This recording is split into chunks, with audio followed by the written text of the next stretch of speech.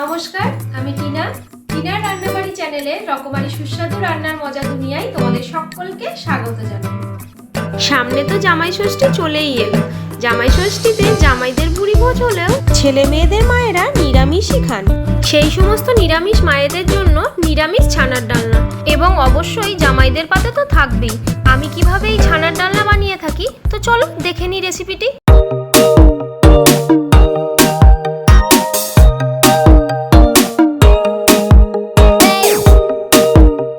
ছানার ডালনার প্রথম এবং প্রধান উপকরণ হলো দুধ।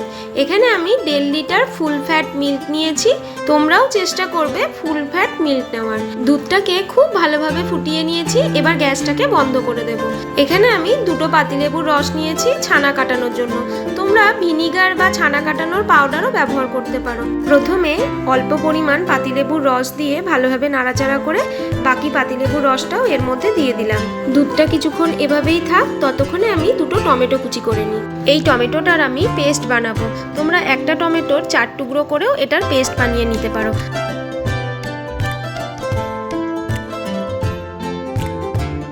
টমেটো দুটো কুচি করা হয়ে গেছে। এবার এগুলো মিক্সারের বাটিতে নিয়ে নেব। কয়েক টুকরো আদাও এর মধ্যে দিয়ে দেবো, আর একটা কাঁচা লঙ্কা নিয়ে নেবো। ঝালটা তোমরা তোমাদের পরিমাণ অনুযায়ী নেবে। এবার এটার একটা মিহি পেস্ট বানিয়ে রেখে দেবো। ওদিকে ছানাটাও খুব ভালোভাবে কেটে গেছে। এবার ছানার জলটা আমি ছেঁকে নেব। পুরো ছানাটা ছাঁকা হয়ে গেলে কিছুক্ষণের জন্য আমি এভাবেই রেখে দেবো, যাতে ছানা থেকে জলটা পুরোপুরি বেরিয়ে যায়। দেখো 1.5 লিটার দুধে আমার এই পরিমাণ ছানা হয়েছে। এখন একটা মশলা বানিয়ে নিই চলো। 1 চামচ জিরে গুঁড়ো, 1 চামচ ধনে গুঁড়ো, 1 চামচ হলুদ গুঁড়ো, 1 চামচ কাশ্মীরি লাল লঙ্কার গুঁড়ো, স্বাদ অনুযায়ী নুন, আর সামান্য একটু জল দিয়ে এটাকে গুলে নেব।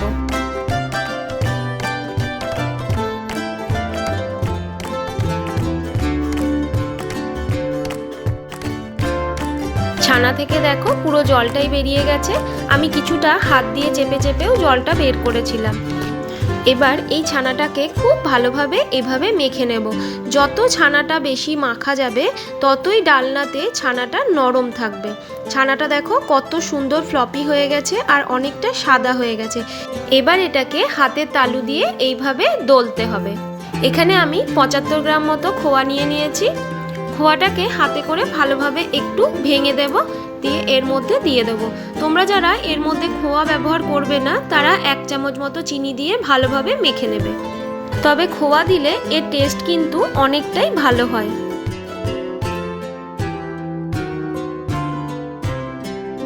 এখন এতে 1/2 চামচ নুন দিয়ে দিলাম। আর সব থেকে গুরুত্বপূর্ণ যেটা, সেটা হচ্ছে ময়দা। এখানে আমি 1.5 চামচ ময়দা দিয়ে ভালোভাবে মেখে নিলাম। ময়দাটা দিলে গ্রেভির মধ্যে ছানার বড়াগুলো পড়লে এগুলো আর ফেটে যাবে না বা ভেঙে যাবে না। ময়দাটা কিন্তু তোমরা অবশ্যই এতে দেবে।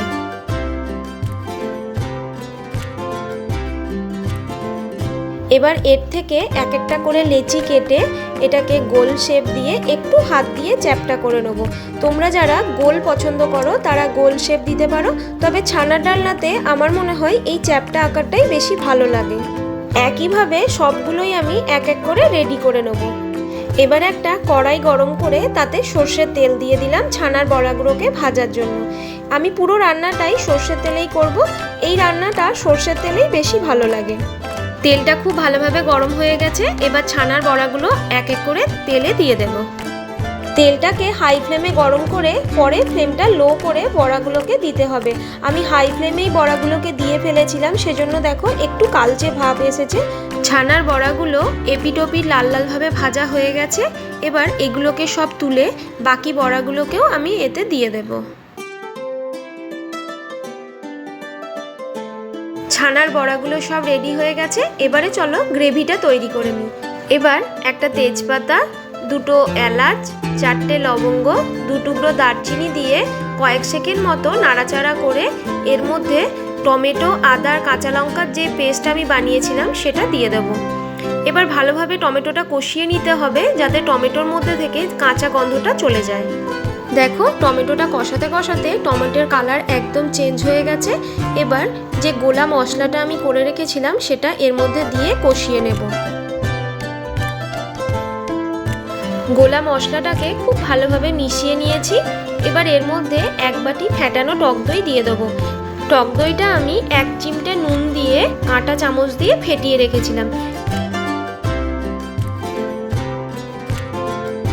টক দইয়ের সাথে মশলাটা ভালোভাবে কষানো হতে থাক, ওদিকে আমি আরেকটা পেস্ট বানিয়ে নিই। চলো, এই ছোট বাটির 1 বাটির থেকে একটু কম পোস্ত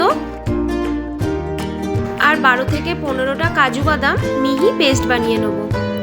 এদিকে দেখো মশলাটা থেকে তেল ছেড়ে গেছে, মানে মশলাটা খুব ভালোভাবে কষানো হয়ে গেছে। এবার পোস্ত আর কাজু বাদামের পেস্টটা এর মধ্যে দিয়ে দিলাম।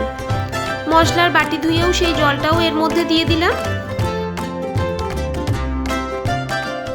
এভাবে আর কিছুক্ষণ হাই ফ্লেমে মশলাটাকে নাড়িয়ে চাড়িয়ে গ্রেভিটাকে একটু পুরু করে নেব। টেস্টের ব্যালেন্সের জন্য 1 চামচ চিনি দিয়ে দিলাম। যারা চিনি পছন্দ করো না চিনিটাকে স্কিপ করে যাবে, তবে নিরামিষ রান্না তো একটু মিষ্টি মিষ্টি ভালোই লাগবে। গ্রেভিটা যখন পুরু হয়ে এই পর্যায়ে চলে আসবে তখন এর মধ্যে ছানার বড়াগুলোকে সব দিয়ে দেবো, আর ফ্লেমটাকে এই সময় আমি লোতেই রেখেছি। বড়াগুলোকে সব গ্রেভিতে মিশিয়ে দিলাম। রান্না প্রায় কমপ্লিট হয়েই গেছে। এবার একটু গরম মশলা গুঁড়ো আর 1 চামচ ঘি দিয়ে দেব। এই ছানার ডালনার রেসিপিটি কিন্তু অনেক পুরনো দিনের রেসিপি।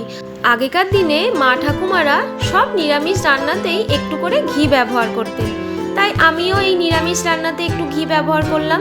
দেখো রান্নাটা থেকে কত সুন্দরভাবে তেল ছেড়ে দিয়েছে।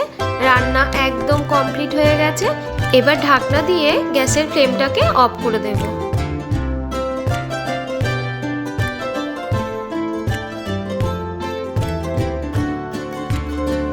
রান্নার শেষে কাঁচা লঙ্কাটা দিতে আমি বেমালুম ভুলে গেছিলাম। এর মধ্যে 2টো কাঁচা লঙ্কা চেরা দিয়ে ঢাকনাটা আবারও দিয়ে দিলাম। এই রান্নাটি যদিও জামাই ষষ্ঠী স্পেশাল নিরামিষ মায়েদের জন্যই বানানো, তবুও একটা কথা না বললেই নয়, আমার খুব কাছের এক ভালোবাসার বোন কয়েকদিন ধরেই আমায় বলছে যে দিদি কিছু নিরামিষ রান্না বানাও। তাই আমি এই নিরামিষ পদটি রান্না করলাম। এবার পরিবেশন করার পালা। নিরামিষ ছানার ডালনা কতটা লোভনীয় হয়েছে দেখো। ডালনার গ্রেভিটা আমি একটু মাখো মাখোই বানিয়েছিলাম। যারা একটু ঝোল পছন্দ করো তারা এতে একটু গরম জল দিয়ে 5 মিনিট লো ফ্লেমে ফুটিয়ে নেবে।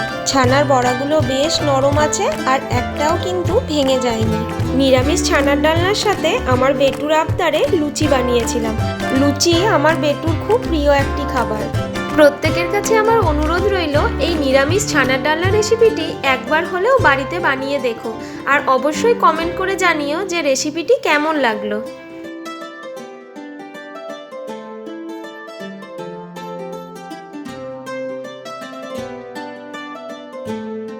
আমার বেটুর এবার খুব খিদে পেয়ে গেছে। গরম গরম ছানার ডালনা ফুলকো ফুলকো লুচির সাথে পেটে যাওয়ার জন্য একদম রেডি। আমার এই রেসিপিটি যদি তোমাদের ভালো লেগে থাকে তাহলে লাইক শেয়ার কমেন্ট করে দিও, আর আমার চ্যানেলটিকে সাবস্ক্রাইব করতে এবং বেল নোটিফিকেশনটি অন করতে ভুলো না যেন। আবারও ফিরে আসবো নতুন কোনো এক রান্নার রেসিপি নিয়ে। ভিডিওটি শেষ পর্যন্ত দেখার জন্য সকলকে ধন্যবাদ।